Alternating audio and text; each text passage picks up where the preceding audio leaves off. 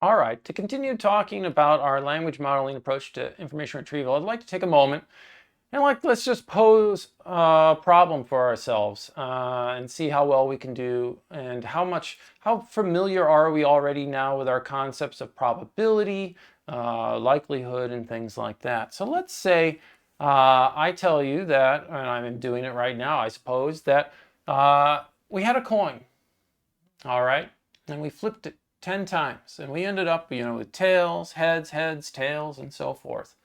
So this is what was generated as data by actually flipping a coin.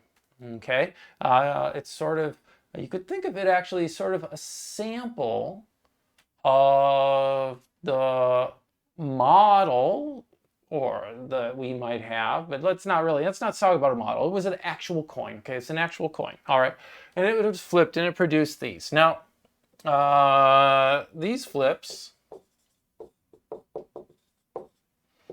were created by either a fair coin, so a coin with equal probabilities for heads and tails. So the probability of heads with the fair coin is 0.5. The probability of tails is also equal to 0.5. Or a biased coin,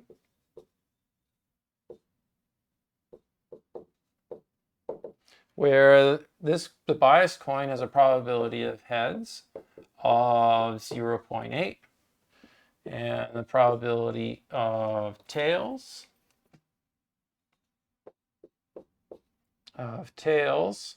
equal to 0.2.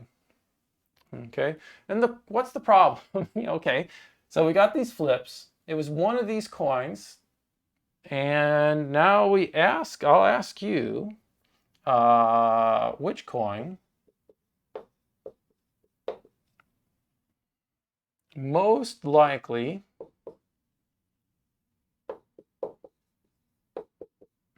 was used to produce the 10 flips?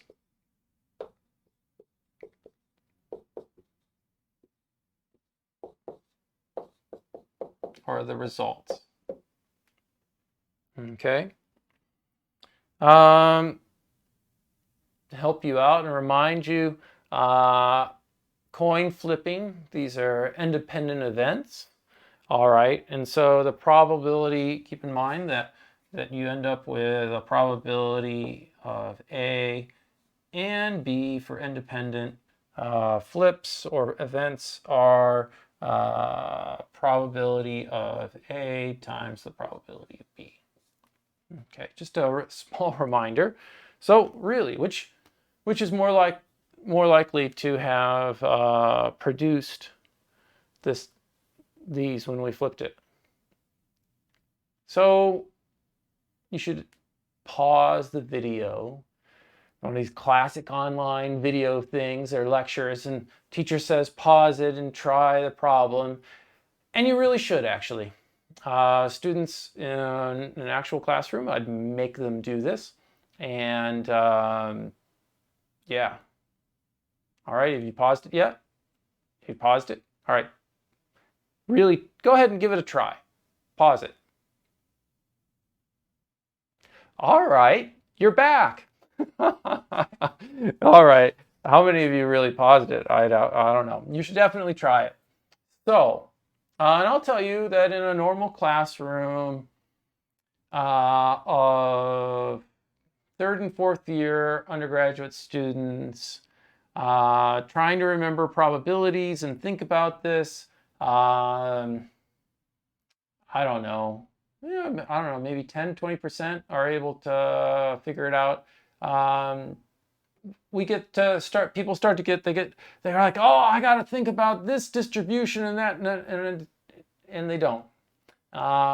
This is one of the things is when we are faced with, I always find it interesting when we're faced with problems that don't match what's just been taught or something, they're a lot harder to solve. Absolutely. So how do we go about solving this? The way to think about it is to say, well, I got a coin here.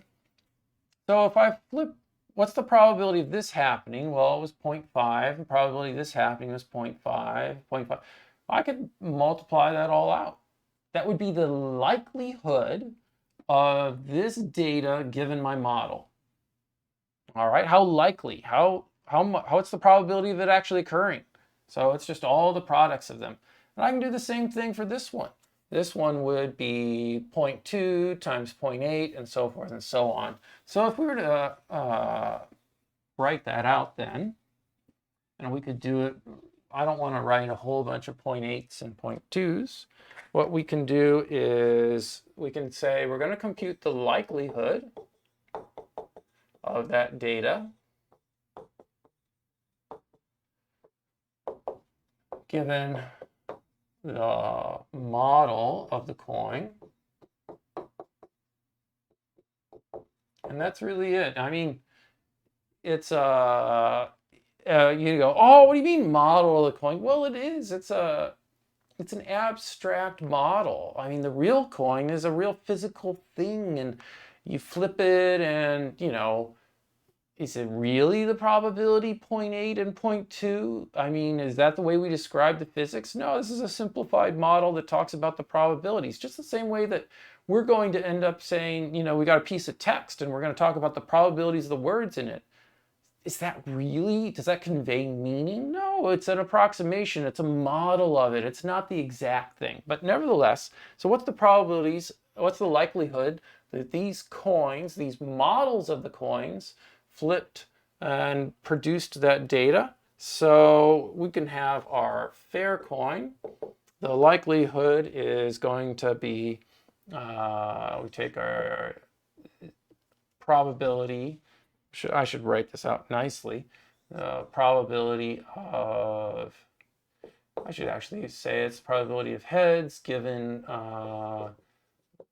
fair coin raised to the power of, there were 6 heads, okay, multiplied by the probability of tails given the fair coin, and that was 4 of those.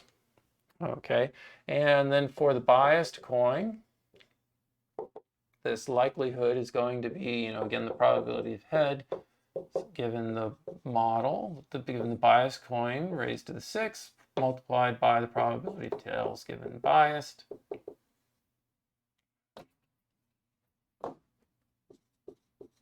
Raised to the 4.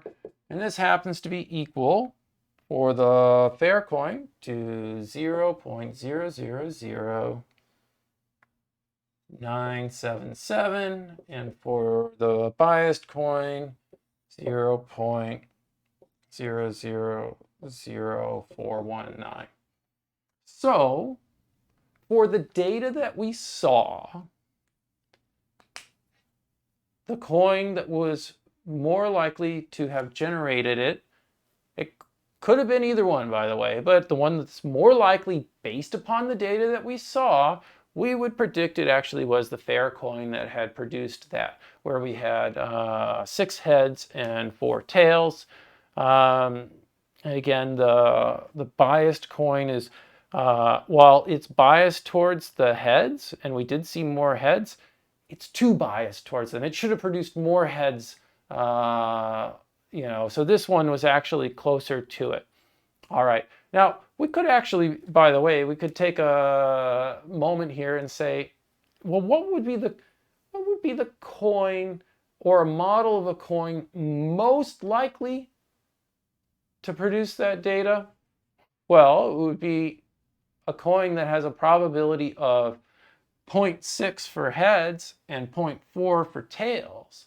And if you work out the math, you will actually see that for that coin, its likelihood is greater than the fair coin.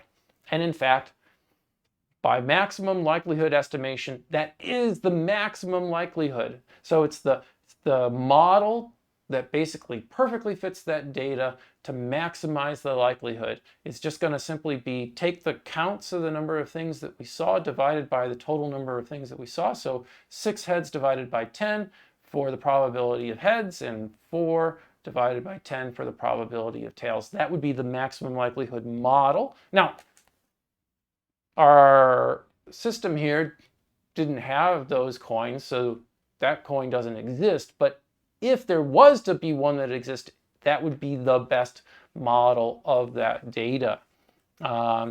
What's interesting about this is why am I talking about this in the midst of this lecture of language modeling approach to information retrieval?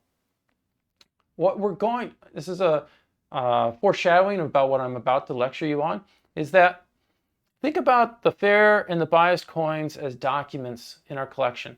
So here we had 2 documents in our collection, and someone showed up, let's say, though. Now I told you that we produced or whatever those flips by flipping one of these.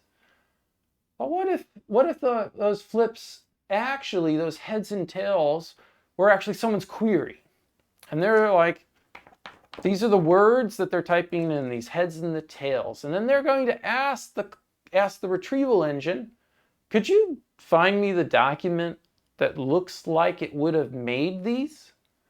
Oh.